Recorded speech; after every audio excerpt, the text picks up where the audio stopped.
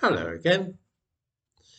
Some viewers might be vaguely aware of the idea of trans women, which is to say, those people who were born biologically male but have the idea, or some people call it a delusion, that in some mysterious way they are really female. In much the same way, some of you might have heard about so called gender critical folk who believe that being a man or woman is something based in biology and not merely a state of mind. What I am fairly sure of is that the full implications of what is now happening are not as widely known as they might be. Take Girl Guides, for example. This is an exclusively female organisation run for girls by women. It has always been a good place for girls to get away from boys and just be themselves. Parents like it because it is a safe space for their daughters and it is thoroughly wholesome.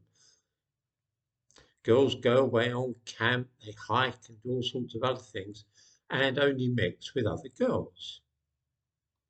I wonder what viewers would say if they learned that teenage boys can now join the Girl Guides and use the same showers and other facilities as the girls. What about adults who are biologically male supervising the girls and sharing accommodation with them? Many parents would recoil in horror at such things, and yet this is the nature of girl guiding these days. Teenage boys can join if they simply say that they are girls. Men can act as volunteers and go camping with the girls. Again, all they need to do is to say that they are in some way really women and not men at all. These are males with all their genitals intact, and nobody should even ask them any questions about why they want to join the Girl Guides.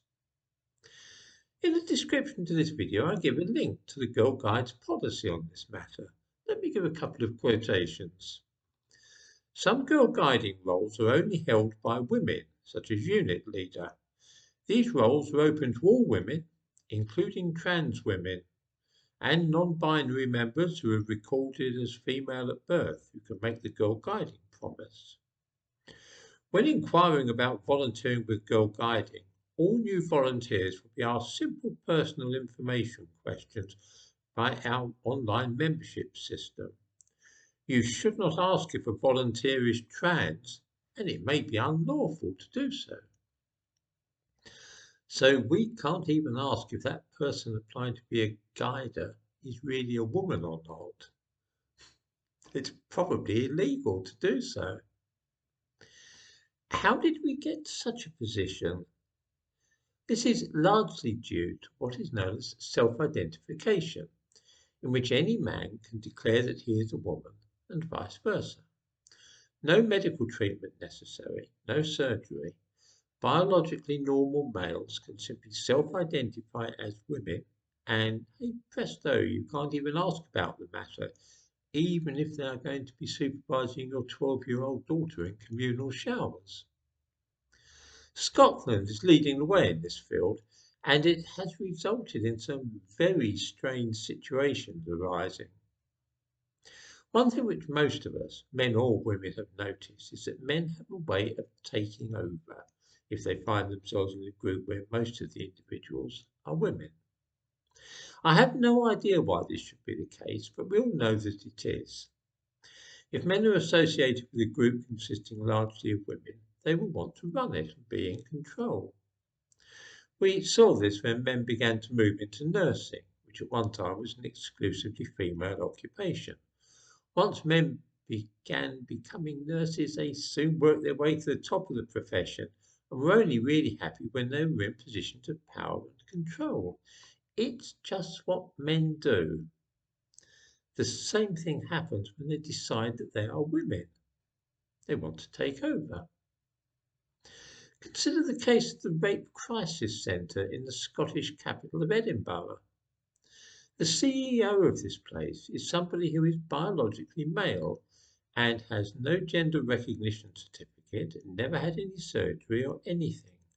The name of this person is Mirador Wadwa, and why a rape crisis centre would think it a good idea to appoint somebody who is legally a man to run the place is a mystery to me.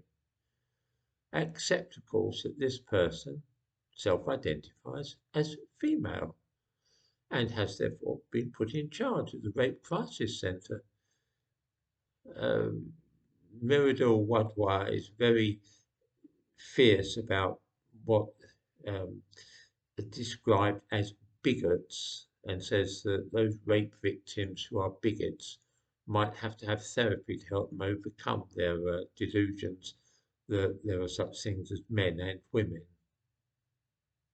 I might also mention that Police Scotland, when they arrest somebody for rape, will also ask that person what their identity is. So if they arrest somebody for rape and the person says they are a woman, then that's fine. The Scottish police will record the gender of the arrested person charged with rape as woman. It sounds a bit weird, and it explains why when we look at the crime stats the last few years in various parts of Britain, it looks as though women are starting to commit rape and violent crimes. It's not really so. This is men that have committed crimes and then go on to identify as women. Something which we do observe is that it is only those who are biologically male who are driving this attempt to take over things and push their way into spaces which have been traditionally occupied only by females, things like Girl Guides and rape crisis centres. People who are biologically female don't make all this fuss and try to take over. You won't see anything in the newspapers about somebody who was born female doing this kind of thing, even when working in a role more typically filled by men. Just to remind people, I have absolutely nothing against men who wish to dress as women or vice versa, nor do I mind people having surgery to alter their bodies. However, like everybody else, I am well aware that there are differences between men and women, and that these differences are not purely physical.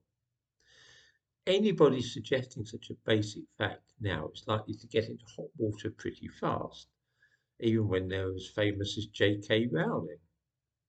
In Scotland, things are about to become even worse for those people, like most of us, who believe in men and women and who accept that biology is a real thing.